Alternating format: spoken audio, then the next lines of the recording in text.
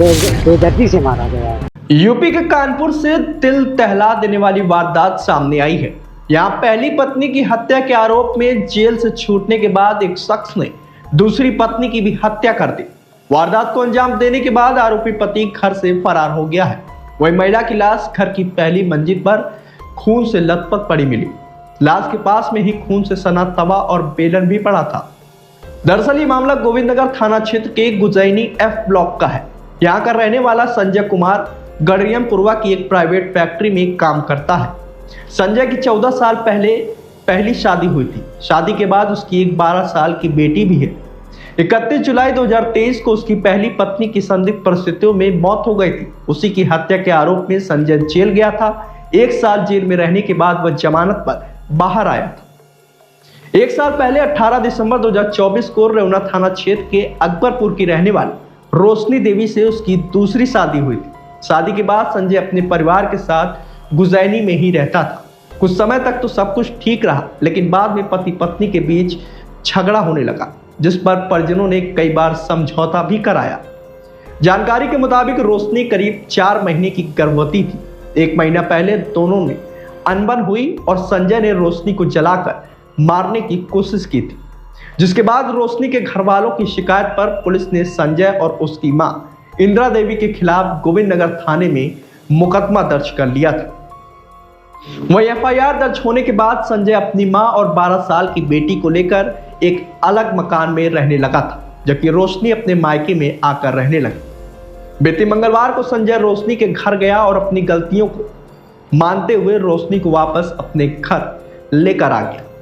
वहीं गुरुवार को वाटर सप्लाई न होने पर रोशनी का भाई राहुल शुक्रवार को अपनी बहन के घर पानी देने पहुंचा था, लेकिन घर में ताला लगा हुआ था। ऐसे में उसने जब बहन को फोन मिलाया तो फोन स्विच ऑफ बता रहा था, जिसके बाद राहुल ने पड़ोसियों से जानकारी की तो पता चला कि आखिरी बार संजय ताला बंद करके घर से अकेले जाते दिखा था, साथ में रोशनी नहीं थी।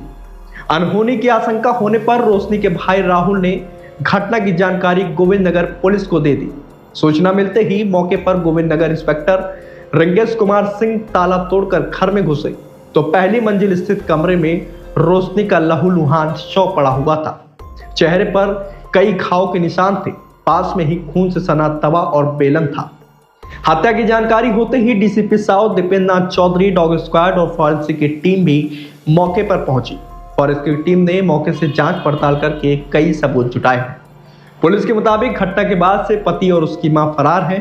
उनकी तलाश के लिए पुलिस की कई टीमें लगा दी गई। पुलिस का दावा है कि जल्द ही आरोपियों की गिरफ्तारी करके मामले का खुलासा किया जाएगा। हमको जानकारी भतीजे द्वारा जानकारी मिली कि चाचा यहाँ ताला है, तो सब लाइटें बंद हैं, बाहर से ताला लगा है और कोई आवाज़ बुलाने पर कोई आवाज़ नहीं आ रही है। और हम बगल में पूछा तो कहा कि लड़ाई हुई है और तब से कोई हमें जानकारी नहीं। जब हम भतीजे द्वारा 112 नंबर डायल किया, पुलिस आई तो पुलिस ने कहा कि थाने जाइए। थाने पुलिस ये ताला तोड़वाए थे। तो हम चौकी गए। चौकी में दरोगा साहब आए, उनके द्वारा ताला तोड़ा गया। वहाँ देखा गया, जब जाके अंदर घुसे तो भतीजी की लाश अस्त पड़ी थी। किस तरीके से मारा गया, क्या लग रहा है?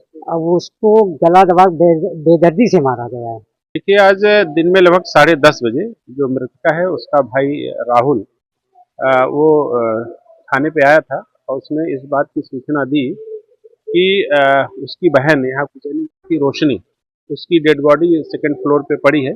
उसके सर में काफ़ी चोटें हैं और ब्लड निकल रहा है और इसमें सारे अधिकारियों द्वारा घटनास्थल का निरीक्षण किया गया है। फॉरेंसिक टीम के द्वारा भी घटनास्थल का निरीक्षण किया गया है और हम लोग सारे तथ्यों की गहराई से छानबीन कर रहे हैं। प्रथम दृष्टया इसमें जो आरोपित है इस महिला का पति संजय है और फिलहाल वो अभी फरार है। उसकी तलाश के लिए टीमें लगाई गई हैं।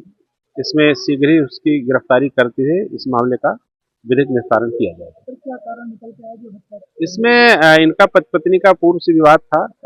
महिला जो है इसने पूर्व में इसके ऊपर एक दहेज का मुकदमा लिखाया हुआ था और तब से पति इसके साथ नहीं रहता था। इसका भाई राहुल इसके साथ रह रहा था। कल शाम को भी जब इसका भाई यहाँ आया था तब भी ताला लगा था। तो वो उसने ये सोचा कि ये लोग कहीं बाहर गए होंगे। आज सुबह जब पुनः वो आया तो फिर जब देखा घर में ताला लगा है तो उसको कुछ शक हुआ। तब उसने जाके थाने पे सूचना दी और फिर आकर के जब यहाँ देखा गया तो उस महिला का शव यहाँ ऊपरी फ्लोर पे पड़ा हुआ है, हत्या की गई है और इसमें हम लोग अभियुक्त की तलाश कर रहे हैं। अभियोग दर्ज करके इसमें आगे की कार्रवाई की जाएगी।